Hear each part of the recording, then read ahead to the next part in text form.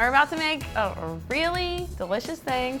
There's something that just kind of speaks to your soul when you eat this kind of food. Hello, it's Farideh, the cooking show. Today we're gonna make a pork cottage pie. Shepherd's pie is usually with ground lamb. Cottage pie is usually with ground beef. They both have potatoes on the top, mashed potatoes. We're using pork shoulder. So we're cutting these up into small, kind of bite-sized pieces. I'm not worried too much about cutting off all this fat. I mean, you can I'll cut off a little bit of that fat, but the fat is also flavor. So I'm gonna leave a lot of it on there. When I lived in New Zealand, that's when I kind of like started eating chicken pot pie, fish pies. They're so comforting. It takes you somewhere, like it transports you. It's just kind of like wrapping a big, nice blanket around yourself. It's great in the wintertime. I had grapes for breakfast so that I could really binge on all this today. It's like wine, but pre-wine. Where is my wine? Just kidding, it's like 10 a.m. I'm not gonna drink wine. We'll do some Sicilies for you guys. You guys can drink along. Sicily, okay? These are all ready. We're gonna do a little bit of flour. I'm gonna mix the pepper in there and the salt, and then I'm going to toss it all together and make sure it's nicely coated. I'm using flour because it's gonna give it a really good color when I'm browning it. It's also going to help thicken up your sauce. Our pan's heated up. I'm just gonna coat the bottom of this. You're gonna cook it over like a medium-low heat, just like a nice little soft simmer. We're browning it, kind of helps seals in that flavor is what I always say. It gives it good color. And I learned this from Aron Sanchez, that browning just one side of the meat was fine because you just wanna get that color and seal that flavor in, and then it's gonna braise anyway, so you don't have to worry about the rest of it. So I'm going with that rule. I love browning meat. I feel it's just like very relaxing. You just hear the sizzle. I'm just gonna sit here and gonna zone out and brown. I'm gonna brown out. I am just going to slice up my onion. Add our onion right on in there. And don't worry about, there's some like stuff stuck to the bottom there. That's all good, leave it. It's called like the fond or whatever people say. Like the fonds, the fond, F-O-N-D. It's like just all the good bits that stick to the bottom. The onions are already loosening up a lot of that. They're getting nice color in there. I like to put mushrooms in this because they're a really hearty kind of vegetable. We're just gonna quarter our mushrooms. You could use carrot, even like chuck carrot in here or something. But the point is you want like a heartier vegetable that's not just gonna disintegrate into nothing in here. I'm gonna season them with some salt, kind of seasoning as we go. As these cook, they're gonna brown, they're gonna release moisture, and we want it to kind of evaporate and cook out. Oh, I really could use a glass of wine. This is when you drink your wine. But when it's 10:30 in the morning, I'm gonna drink water. Sicily, those of you at home. Mimosa, don't do that. I'm not gonna cut my drink with orange juice. You hate brunch, right? Yeah, brunch is bullshit. In New York especially, there's like that whole like scene, you know? That's obnoxious. It's like there's like lines everywhere and you're like, who wants to wait in line? I don't really like Bloody Marys. I hate them too. I hate the taste of tomato juice. It gives me heartburn. Everything gives me heartburn though nowadays. Such is the life of a test kitchen person. Nothing feels good anymore.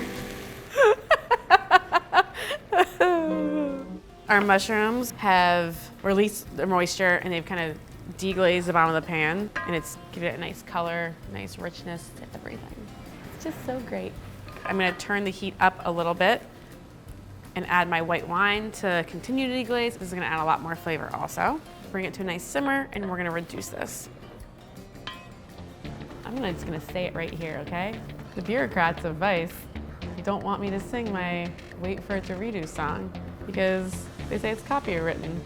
And we're fun on the cooking show. There's no songs, there's no dances, there's no drinking. You know what I say to that?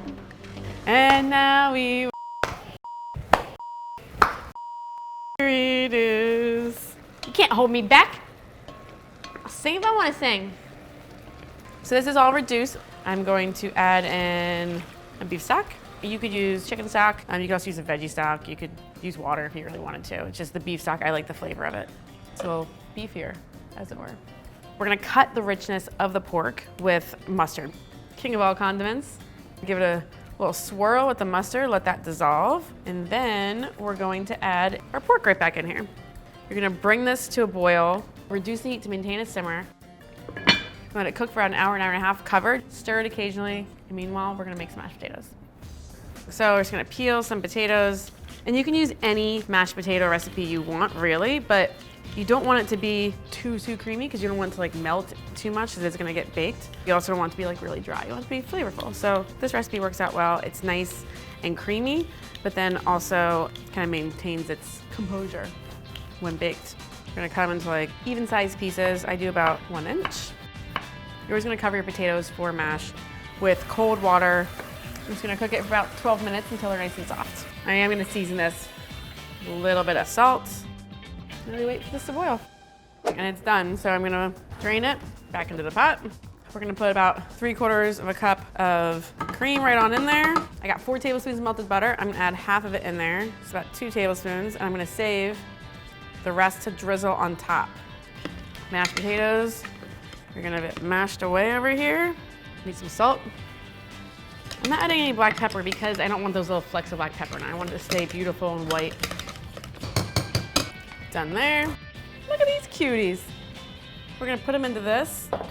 It makes for fun entertaining with your friends. Everyone gets their own little one of these. Give them that in like a bowl of salad or something. Everybody's happy. All right, this is looking great. We're gonna add in 1/4 cup of cream, a couple tablespoons of white vinegar. That tanginess of the vinegar will help kind of cut the fattiness of the pork, which is really good. And some peas, frozen peas, defrosted, right on in there. There's a few of you guys out there that are constantly cooking these recipes and you're posting on Instagram, and I love you, you're the best. You know who you are, keep doing it. And those of you who aren't, learn it, do it, share it. And now the mashed potatoes on top. Cool, so just a little bit of butter over the top of each of them. Just gonna go right into the oven at like 425 for about 15-20 minutes. It's a hot mess, literally a hot mess. I'm gonna burn the fuck out of my mouth. You guys ready for me to burn my mouth? I told myself I wouldn't swear, by the way. There's children watching. All my friends' kids watch this, and I'm sitting here swearing. Sorry, girls and guys, kids. One day you'll understand. Get ready to burn your mouth, Farideh. Oh man, it's nice and bubbly.